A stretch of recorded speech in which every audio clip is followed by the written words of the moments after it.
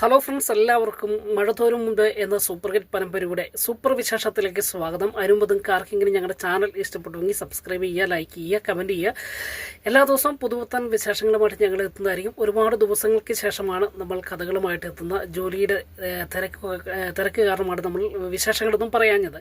മാത്രമല്ല ഈ ചാനൽ വഴി നമ്മൾ കാറ്റത്തെ കിളിക്കൂടിൻ്റെ വിശേഷവും പറയുന്നുണ്ടായിരുന്നു. അതും കുറച്ച് ദിവസമായിട്ട് നമ്മൾ പെൻഡിങ്ങിൽ വെച്ചിരിക്കുകയാണ്. എന്നാൽ ഇനി മുതൽ എല്ലാ ദിവസവും മഴ തോരും മുമ്പ് എന്ന സൂപ്പർ ഹിറ്റ് പരമ്പരയുടെ വിശേഷങ്ങളുമായിട്ട് എത്തുന്നതായിരിക്കും. കാരണം അത്രത്തോളം ത്രില്ലിംഗ് ആയിട്ടുള്ള എപ്പിസോഡുകളാണ് ഇപ്പോൾ പോയിക്കൊണ്ടിരിക്കുന്നത്. ആ സങ്കടകരമാകുന്ന അവസ്ഥയ്ക്ക് ഒരു മാറ്റമുണ്ടായി.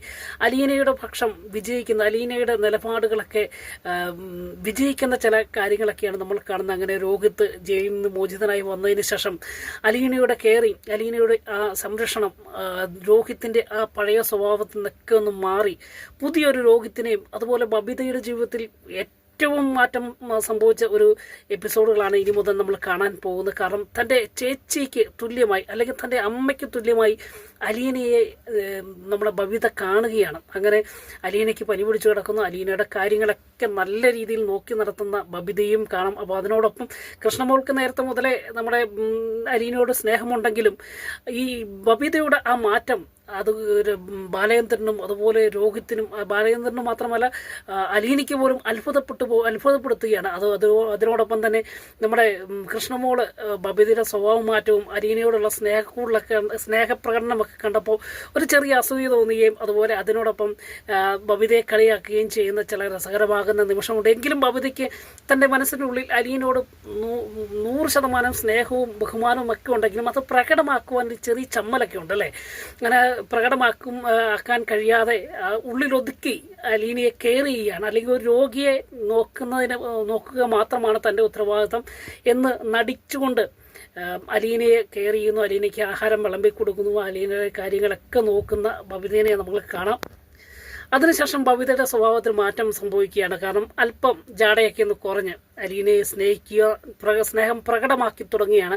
അപ്പോൾ കൃഷ്ണമോളും അതുപോലെ രോഹിത്തും ബബിതയും ഒക്കെ ഒറ്റക്കെട്ടായിട്ട് നിൽക്കുകയാണ്. അതുപോലെ ബാലചന്ദ്രൻ്റെ ജീവിതത്തിൽ വലിയ ഇതിൽ കൂടുതൽ സന്തോഷമൊന്നുമില്ല. തൻ്റെ ഭാര്യയായ വൈജയന്തി പിണങ്ങി ഒറ്റയ്ക്ക് നിൽക്കുന്നെങ്കിലും തൻ്റെ മക്കളുടെ കൂട്ടായ്മ, ആ ഒരു ഒത്തൊരുമിച്ചുള്ള ആ ജോലിയും അതുപോലെ ഭക്ഷണം കഴിക്കലും ഒക്കെ ഒരു ബാലചന്ദ്രൻ ഒരുപാട് മാറ്റം ഉണ്ടാക്കുന്നുണ്ട്. ബാലചന്ദ്രൻ ഒരു ഹാർട്ട് പേഷ്യൻ്റ് ആണെങ്കിലും അതിനൊക്കെ മക്കളുടെ സ്നേഹവും കൂട്ടായ്മയും കാണുമ്പോൾ രോഗത്തിനൊക്കെ അല്ലെങ്കിൽ അസുഖത്തിനൊക്കെ ഒരു വ്യത്യാസം സംഭവിക്കുന്നു. അപ്പോൾ അത് കണ്ട് കണ്ണു നിറഞ്ഞു പോകുന്ന ബാലചന്ദ്രനെ നമുക്ക് കാണാം.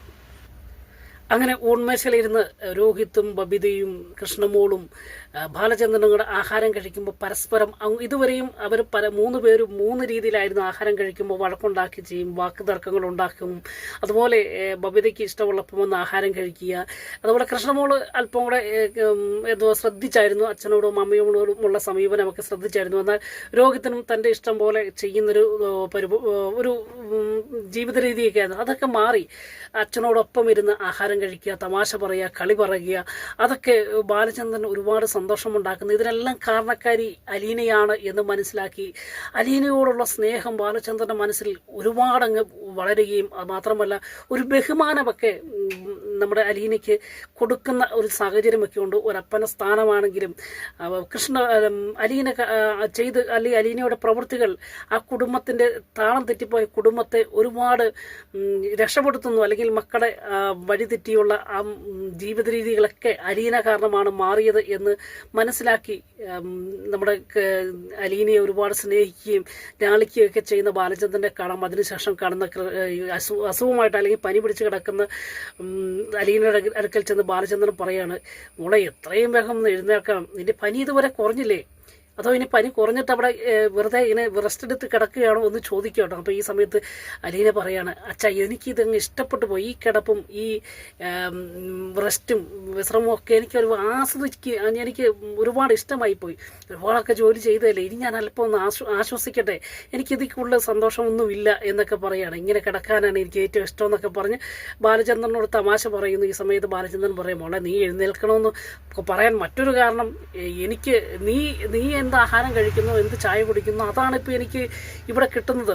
ചുക്ക് കാപ്പിയാണ് നീ കുടിക്കുന്നത്, അതുകൊണ്ട് തന്നെ ബബിതയും കൃഷ്ണമോളും രോഹിതുമൊക്കെ അത് തന്നെയാണ് എനിക്കും തരുന്നത്. എനിക്കൊരു ചേഞ്ചും ഇല്ല. അല്ലെങ്കിൽ നിനക്ക് എന്ത് തരുന്നു അത് മാത്രമാണ് ഞാനിപ്പോൾ കുടിക്കുകയും കഴിക്കുകയൊക്കെ ചെയ്യുന്നത്. അതിനൊക്കെ ഒരു മാറ്റം വേണ്ടേ എന്നൊക്കെ ചോദിച്ച് തമാശ പറയുകയും ചെയ്യുന്നതിനോടൊപ്പം അലീനെ ചോദിക്കുന്നുണ്ട്, മേഡത്തിൻ്റെ കാര്യം ചോദിക്കുക, അല്ലെങ്കിൽ വൈജയന്തിൻ്റെ കാര്യം ചോദിക്കുമ്പോൾ വൈജയന്തിൻ്റെ പേര് കേൾക്കുമ്പോൾ തന്നെ ബാലചന്ദ്രൻ്റെ സ്വഭാവത്തിന് മാറ്റമുണ്ടാകുന്ന ചില ഭാഗങ്ങളൊക്കെ കാണാം. അതുപോലെ മോളെ അതിനെക്കുറിച്ച് നീ പ്രതീക്ഷിക്കേണ്ട, നിൻ്റെ മേഡത്തിനെ കുറിച്ച് നീ ഒന്നും ചിന്തിക്കേണ്ട, അവർക്ക് ഒരു കാരണവശാലും ഒരു മാറ്റവും സംഭവിക്കില്ല. അങ്ങനെ മാറ്റം സംഭവിക്കണമെങ്കിൽ സത്യങ്ങളൊക്കെ വെളിയിൽ വരണം. അതിപ്പോൾ ഞാൻ പറയണമോ എന്നൊക്കെ ചോദിക്കുകയാണ്. അപ്പോൾ വലിയ പറയാൻ വേണ്ട അച്ഛാ, അതിൻ്റെ ആവശ്യമില്ല, അത് സാറില്ല, ഇത്രയും ഒക്കെ നമ്മളാക്കിയില്ലേ, നമ്മുടെ രോഹിത്തിനെയും ബബിതനെയും ഒക്കെ ഇത്രയും രീതിയിലാക്കിയില്ലേ, അതുപോലെ തന്നെ മേഡത്തിനും ഒരു ദിവസം മനസ്സലിവുണ്ടാവും, അല്ലെങ്കിൽ ആ ഉരുക്ക് പോലത്തെ മനസ്സൊക്കെ അലിയും എന്നൊക്കെ പറഞ്ഞ് ബാലചന്ദ്രനെ ആശ്വസിപ്പിക്കുകയൊക്കെ ചെയ്യുന്ന ഭാഗമുണ്ട്. അതിനുശേഷം കാണുന്നത്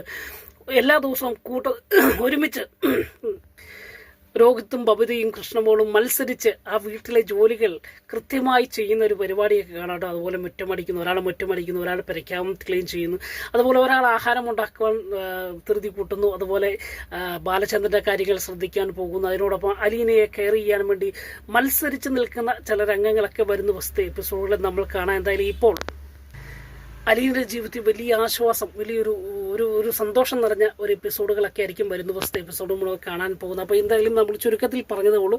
വരുന്ന ദിവസം മുതൽ എല്ലാ ദിവസവും റിയൽ വിശേഷമായിട്ട് കാണും വരെ എല്ലാവർക്കും ഗുഡ് ബൈ.